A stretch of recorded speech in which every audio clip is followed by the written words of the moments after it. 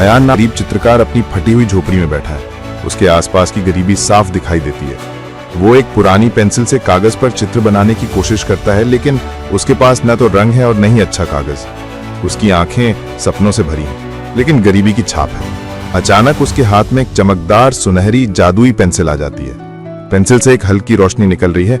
जिज्ञासावश अयान अपने लिए एक स्वादिष्ट भोजन का चित्र बनाता है। पल भर में भोजन उसके सामने साकार हो जाता है। अयान की आंखें आश्चर्य और खुशी से भर जाती हैं। अयान अपने लिए कई महंगी चीजें बनाता रहता है, एक सुंदर घर, नए कपड़े और ढेर सारे खिलौने। उसकी झोपड़ी अब सुंदर हो गई है और वो नए कपड़ों में मुस्कुराता हुआ बैठा है, लेकिन उसकी आंखों में अधूरापन का एक आभास है। वो खिड़की से बाहर देखता है।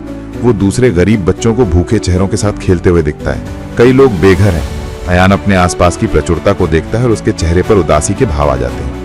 वो अपनी शक्ति के बारे में सोचने लगता है। अयान अपनी जादुई पेंसिल हाथ में लेता है। उसकी आंखें अब दृढ़ हैं। वो सबसे पहले खाने से भरी एक बड़ी प्लेट बनाता है। पल भर में उसके सामने ढेर सारा खाना आ जाता है, जैसे वो बाहर भूखे बच्चों को दे देता है। अयान फिर एक के बाद एक खूबसूरत घर, एक स्कूल और एक खेल का मैदान बनाता है। बाहर खड़े गरीब लोग और बच्चे खुशी से चिल्ला उठते हैं। गांव बदलने लगता है, सबके चेहरे मुस्कुरा रहे हैं। अयान अब अपनी झोपड़ी में अकेला बैठा है, लेकिन उसके चेहरे पर गहरी संतुष्टि की मुस्कान है। उसके हाथ में उसकी जादुई पेंसिल नहीं है, शायद उसने सारे बदलाव लाने के लिए उसी का इस्तेमाल किया है। गरीबी अब भी उसके आसपास है, लेकिन उसका मन शांति से भरा है। वो समझता है कि असली खुशी अपनी शक्ति का इस्तेमाल दूसरों की भलाई के लिए करने में है।